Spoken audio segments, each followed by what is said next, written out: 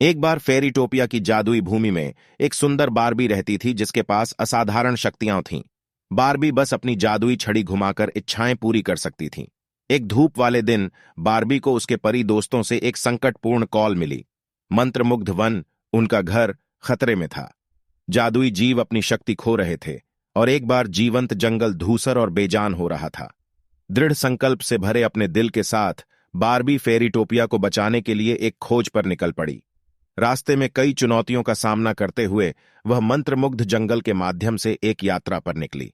जैसे ही बारबी ने जंगल में गहरी यात्रा की, उसे शरारती ट्रोल्स और चालाक चुड़ैलों का सामना करना पड़ा, जिन्होंने उसे रोकने की कोशिश की। लेकिन बारबी के साहस और दयालुता की हमेशा जीत हुई। उसने विश्वासघाती नदियों पर पुल बनाने, चट्टानों को सहायक जीवों में बदलने और घायल जानवरों को ठीक करने के लिए अपनी जादू की छड़ी का इस्तेमाल किया। अपने साहसिक कार्य के दौरान बारबी ने जंगल के लुप्त होते जादू के स्रोत की खोज की।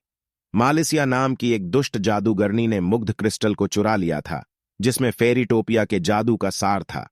संतुलन बहाल करने के लिए दृढ़ संकल्पित बारबी ने अपने अंधेरे महल में मालिसिया का सामना किया। बारबी और मालिसिया के बीच एक जादुई लड़ाई शुरू हो गई।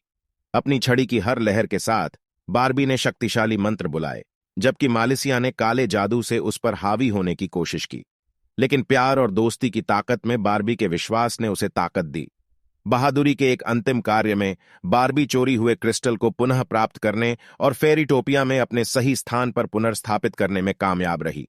जैसे ही क्रिस्टल का जादू लौटा, जंगल जीवंत रंगों से खिल उठा और जीवों ने अपनी शक्तियां वापस पा लीं।